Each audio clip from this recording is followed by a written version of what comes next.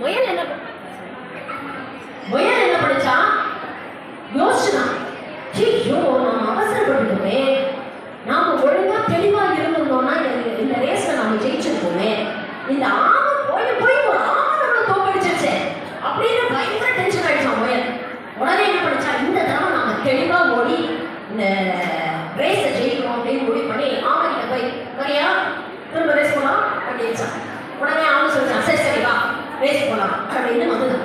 இந்த வாட்டி முயல் ரொம்ப உஷார், ஆரம்பிச்சு எடுத்த ஓட்டம் தான் ஃபினிஷ் லைன்ல போய் தான் நிறுத்திச்சான். நிறுத்தி முயல் ஜெயிச்சு. அப்ப இந்த கதையில நமக்கு என்ன தெரியும்? காலகட்டத்தில் டிஸ்ட்ராக்ஷன் தான் நிறைய இருக்கு. எக்ஸாமுக்கு படிச்சுட்டே இருப்போம், இங்க வாட்ஸ்அப்ல ஒரு மெசேஜ் வரும், என்னப்பா படிச்சிட்டியா அப்படின்னு நினைச்சிட்டு இருக்கோம். இன்னைக்கு நிறைய டிஸ்ட்ராக்ஷன்ஸ் வாழ்க்கையில, அதுவும் குழந்தைங்களுக்கு இந்த வயசுல நிறைய போதுமான அளவு ஒரு ஃபோன் அப்படிங்கிறது கையில் இருந்தாலே போதும், டிஸ்ட்ராக்ட் பண்ணி. அப்போ நாம எந்த விஷயத்தை செய்யறோமோ அதை தெளிவா எந்த டிஸ்ட்ராக்ஷனுக்கும் அடிப்படையாம அதை தெளிவா நாம செஞ்சோம்னா நம்மளுடைய இலக்கை ரீச் பண்ணலாம். ஃபாஸ்டா இருக்கிறது மட்டும் பத்தாது, கன்சிஸ்டன்டாகவும் இருக்கணும் அப்படிங்கிற ஒரு விஷயத்த நமக்கு சொல்லுது.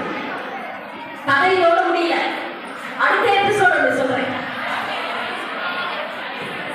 இந்த 2 ரேஸ் ஓடி என்னாச்சா, ஆமைக்கு வந்து திரும்ப அது எப்படி நம்ம ஒரு வாட்டி ஜெயிச்சிட்டோம், இருந்தாலும் அந்த முயல் வந்து நம்மளை தாண்டி போயிடுச்சு. இதை வந்து நம்ம எங்கேயோ ஏதோ ஒரு விஷயத்தை மிஸ் பண்றோம். இப்போ நம்ம என்ன பண்ணலாம், எப்படியும் முயலோட ஓடி நம்மளால ஜெயிக்க முடியாது, அப்போ வேற ஏதாவது பிளான் பண்ணி தான் நம்ம முயலை ஜெயிக்க முடியும் அப்படின்னு ஒரு பிளான் பி ஃபார்ம் பண்ணிச்சான். திரும்ப ஆமை போய் முயல் கிட்ட சொல்லிச்சா, வா நம்ம ரேஸ் போகலாம் அப்படின்னு. சரி வா போகலாம் அப்படின்னு. அப்போ ஆமை சொல்லிச்சா, நான் சொல்ற ரூட்ல போவோம், இந்த ரூட் வேண்டாம், இந்த தடவை ஓடிட்டோம். சரி ஓகே போகலாம் அப்படின்னு ஆமை முயல் நினைச்சா, சரி பரவாயில்ல, எப்படி இருந்தாலும் ஆமையை நாம தான் தோக்கடிக்க போறோம், நம்ம ஈஸியா ஓடிடலாம், அது சொல்ற ரூட்லயே போவோமே அப்படின்னு சொல்லிட்டு, சரி வா போகலாம் அப்படின்னு சொல்லிட்டு சரி ரேஸ் ஆரம்பிச்சாங்க. ரேஸ் ஆரம்பிச்சோன்னா வழக்கம் போல முயல் வந்து ஓடிச்சான். ஓடி திடீர்னு போய் ஒரு இடத்துல போனாலும் ஒரு ஸ்பீட் பிரேக்கை போட்டு நினைச்சான். என்னன்னு பார்த்தா எதிர்ல ஒரு நதி, தண்ணி. முயலால எப்படி கிராஸ் பண்ண முடியும், முயலுக்கு நீச்சலும் தெரியாது. சரி பக்கத்துல ஏதாவது கிழிச்சு இருக்கா, கல்வி இருக்கா, தாண்டி போயிடலாமா அப்படின்னு பார்த்தா அதுக்கும் வழியில. அங்க வந்து நின்று முயல் கதை முடிக்கலாம். அதுக்குள்ள ஆமை ஸ்லோவா சரியா வந்து சேர்ந்துதான். முயலை பார்த்து நக்கலா ஒரு சிரிப்பு சிரிச்சுட்டு அந்த தண்ணிக்குள்ள இறங்கி நீந்தி அடுத்த பக்கம் போய் ஃபினிஷ் லைனை டச் பண்ணி ஆமை ஜெயிச்சிச்சு. அப்ப இதுல இருந்து நமக்கு என்ன மாறும் தெரியுது, நம்மளோட கோர் ஸ்ட்ரென்த் என்ன அப்படிங்கிறத நாம தெரிஞ்சுக்கிட்டோம்னா நம்மளுடைய வெற்றி பாதை இன்னும் சுலபமா நம்மளால தீர்மானிக்க முடியும். எல்லாரும் எல்லாத்தையும் எக்ஸ்பர்ட்டா இருக்கணும்ன்ற அவசியமே கிடையாது, எல்லாரும் எல்லா சப்ஜெக்ட்லயும் 100 மார்க் எடுக்கணும்ன்ற அவசியமே கிடையாது. ஆனா ஒரு விஷயம் நமக்கு நல்லா வரும், அந்த ஒரு விஷயம் என்ன அப்படிங்கிறத தெரிஞ்சுக்கிட்டு அதை நோக்கி நம்மளுடைய இலக்கை நம்ம டிசைட் பண்ணோம்னா நம்மளுடைய கோர் காம்பிடன்சி என்ன, நம்மளுடைய ஸ்பெஷாலிட்டி என்ன அப்படிங்கிறது நமக்கு தெரிஞ்சா நம்மளுடைய பாதையை நம்மளால் வகுத்து கொள்ள முடியும். அப்படிங்கிற பாடத்தை அந்த கதை நமக்கு கிடைக்கும். இன்னொரு எபிசோட் இருக்கு, கடைசி எபிசோட்.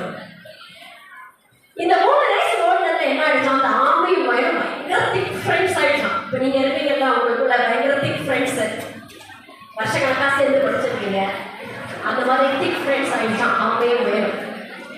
அப்போ ஆமையும் முயலும் வந்து டிசைட் பண்ணிச்சான், சரி நம்ம வந்து தனித்தனியா ஓடும்போது இவ்வளவு சாதிக்கணுமே, நம்ம சேர்ந்து ஓடுனா இந்த ரேஸை வந்து ரெக்கார்ட் டைம்ல முடிக்க ட்ரை பண்ணலாமே அப்படின்னு டிசைட் பண்ணி சரி 2 பேரும் ஓடுவோம் அப்படின்னு சொல்லிட்டு ஓட ஆரம்பிச்சான். அப்போ முதல்ல என்ன பண்ணிச்சான், முயல் வந்து ஆமையை தூக்கி வச்சுக்கிட்டான். தூக்கி வச்சுக்கிட்டு திருப்பி ஓடி அந்த நதி வரைக்கும் போய் ஓடி நின்றுட்டான். அதுக்கப்புறம் நதியை கிராஸ் பண்ண ஆமை என்ன பண்ணிச்சான், முயலை தூக்கி தன்னுடைய பின்னால் முதுகில் ஏற்றிட்டு ஆமை கிராஸ் பண்ணிடுச்சு. அதுக்கப்புறம் அங்கிருந்து திருப்பியும் முயல் வந்து ஆமையை தூக்கிட்டு ஃபினிஷ் லைன்ல போய் ரெக்கார்ட் டைம்ல ரேஸை முடிச்சாங்க. ஆமை தனியா ஓடி இருந்தாலும் அப்படி பண்ணிருக்க முடியாது, முயல் தனியா ஓடி இருந்தாலும் அதை பண்ணிருக்க முடியாது. ஆனா 2 பேரும் சேர்ந்து வேலை செய்யும் பொழுது ஒருத்தருடைய கோர் காம்பிடன்சி இன்னொருத்தருக்கு சப்ளிமெண்ட் பண்ணுது. அதுதான் டீம் ஒர்க். ஒரு டீம்ல ஒரு 4-5 பேர் இருக்கீங்கன்னா அவங்களுக்கு அவங்களுடைய ஸ்ட்ரென்த், அவங்களுடைய ஸ்பெஷாலிட்டி ஒரு விஷயம் இருக்குல்ல, அது மற்றவங்க அப்படின்னு தொடர்ந்து நாம சொல்லிட்டு இருக்கோம். இதுல முக்கியமான விஷயம் நீங்க ஒரு இந்த கதையில நான் இவ்வளவு தூரம் சொன்னேன். இந்த கதையில நீங்க ஒரு விஷயம் யோசிச்சு பாருங்களேன். முயலாக இருக்கட்டும் ஆமையாக இருக்கட்டும் எந்த நேரத்திலையும் கிவ் அப் பண்ணவே இல்லை. நெவர் கிவ் அப் அப்படின்னு அவர் ஒரு விஷயம் சொன்னாங்க. ஐயோ நம்ம தோத்துட்டோமே, அவ்வளவுதான் முடிஞ்சு போச்சே அப்படின்னு முயலும் நினைக்கல, ஆமையும் நினைக்கல. இல்லையே, இதை ஜெயிக்க வேற ஏதாவது வழி இருக்கும், வேற ஏதாவது வழியை தேடி நம்ம ஜெயிப்போம் லைஃப்ல அப்படிங்கிற ஒரு பாசிட்டிவ் ஆட்டிடியூடோட இருந்ததுல முயலும் ஆமையும். வாழ்க்கையும் அப்படிதான். எல்லாத்தையும் எல்லாரும் கத்துக்க முடியாது. ரெக்கார்ட் டைம் முயலால நீங்க கத்துக்க முடியுமா? இல்ல ஆமையால முயல் அளவுக்கு ஃபாஸ்டா ஓட முடியுமா? முடியாது. ஏன்னா அவங்களுடைய இயல்பு, அவங்களுக்கு அது வராது. சில விஷயங்கள் சில பேருக்கு வராது. அப்படிதான் மனுஷன். எல்லாருக்கும் எல்லா விஷயமும் வரணும் அப்படிங்கிற அவசியமே கிடையாது. ஆனா எப்பவுமே ஒரு பிளான் பி வச்சுக்கிறது ரொம்ப smart decision. Working hard and working smart, இது ரெண்டுத்துக்கும் டிஃபரன்ஸ் இருக்குல்ல. கடுமையான உழைப்புக்கும் சாமர்த்தியமாக உழைக்கிறதுக்கும் டிஃபரன்ஸ் இருக்கு. You have to work hard and you have to work smart. எல்லாருக்கும் எல்லாரும் நினைச்சதையும் அடைய முடியாது. அப்ப தோல்விகள் வரும்போது தோண்டு போயிடாம ஒரு பிளான் பி, எப்பவுமே ஒரு ஆல்டர்னேட் பிளான் பி எப்பவுமே இருக்கும்.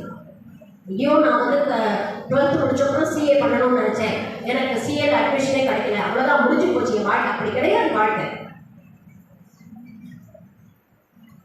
நான் மெடிசன் முடிச்சதுக்கு அப்புறம் தான் எனக்கு வந்து ஆர்ட்ஸ்ல அவ்வளவு தூரம் இன்ட்ரெஸ்ட் உண்டு. ஸ்கூல் டேஸ்ல இன்ட்ரெஸ்ட் உண்டு. பட் எனக்கு ஆப்பர்ச்சுனிட்டி வந்து நான் மெடிசன் முடிச்சப்பறம் தான் எனக்கு கிடைச்சது. கிடைக்கிற ஆப்பர்ச்சுனிட்டி கப்பல் முடிச்சுட்டேன்.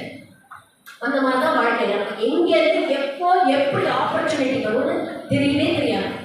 ஆனா ஆப்பர்ச்சுனிட்டி வருது அப்படிங்கிறது தெரிஞ்சுக்கிற அளவுக்காக நம்ம வந்து உஷாரா இருக்கணும்ல. அப்பதானே கையில கப்பல் பிடிச்சுக்க முடியும்.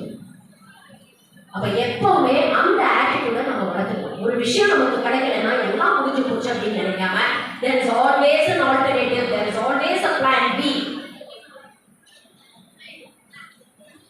அப்படிங்கிற விஷயத்துல நீங்க ரொம்ப தெளிவா இருந்தீங்கன்னா வாழ்க்கையில வரக்கூடிய இன்னல்களோ இல்ல ஒரு ப்ராப்ளம்ஸ் வந்து ப்ராப்ளமாவே தெரியாது. பரவாயில்ல பாத்துக்கலாம், இது என்னன்னா இன்னொரு பிளான் இருக்கு அப்படின்னு தோணும்.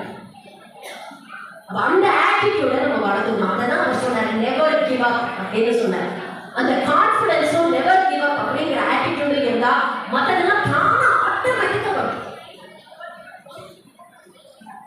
இங்க வந்து எவ்வளவு பேர் வந்து 12th ஸ்டூடெண்ட்ஸ்? எல்லாருமே 12th ஸ்டூடெண்ட்ஸ் தானா? 10th-ஆ? 11th-ஆ? ஓகே ஓகே, இன்னும் ஒரு வருஷம் இருக்கு.